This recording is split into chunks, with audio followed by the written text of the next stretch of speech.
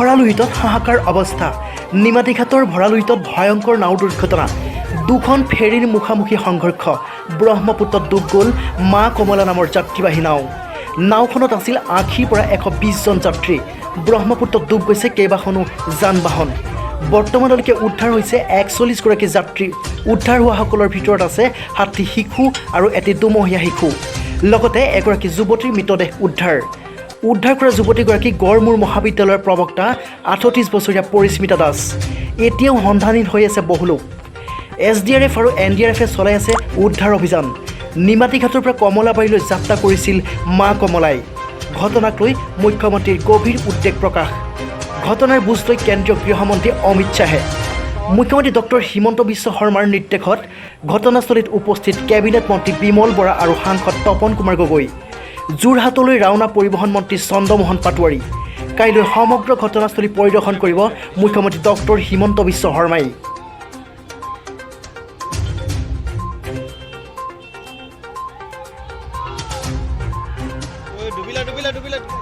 ডুবিলে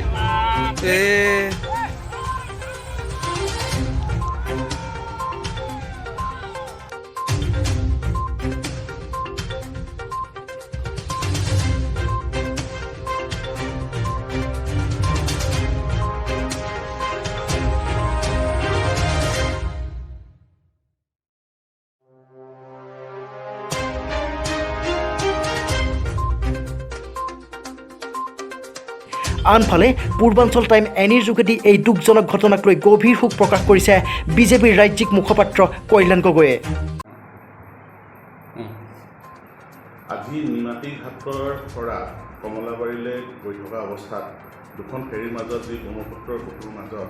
সংঘৰ্ষ হোৱাৰ ফলত এখন ফেৰী পানীত ডুব গ'ল আৰু তাৰ লগে লগে দেখিবলৈ পোৱা গৈছে যে যথেষ্ট সংখ্যক যাত্ৰী পানীত ডুবি আছে কিন্তু অসম চৰকাৰৰ নিৰ্দেশমৰ্মে জিলা প্ৰশাসন তথা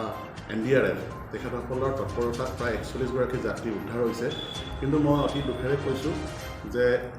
গড়মূৰ কলেজৰ অধ্যাপিকা পৰমিতা দাসৰ মৃত্যুবৰণ কৰিছে পানীত ডুবি আৰু তাৰ কাৰণে মই গভীৰ শোক প্ৰকাশ কৰিছোঁ আৰু ইতিমধ্যে মন্ত্ৰী বিমল বৰা সাংসদ তপন গগৈ ঘটনাস্থলীত উপস্থিত হৈছে আৰু সমস্ত এই ঘটনাস্থলীৰ গোটেই উদ্ধাৰ অভিযানত তেখেতসকলে আগভাগ লৈছে আৰু পৰিবহণ মন্ত্ৰী ইতিমধ্যে ঘটনাস্থলী গুৱাহাটীৰ পৰা ৰাওনা হৈছে ঘটনাস্থলীলৈ চন্দ্ৰমোহন পাটোৱাৰী আৰু অহাকালি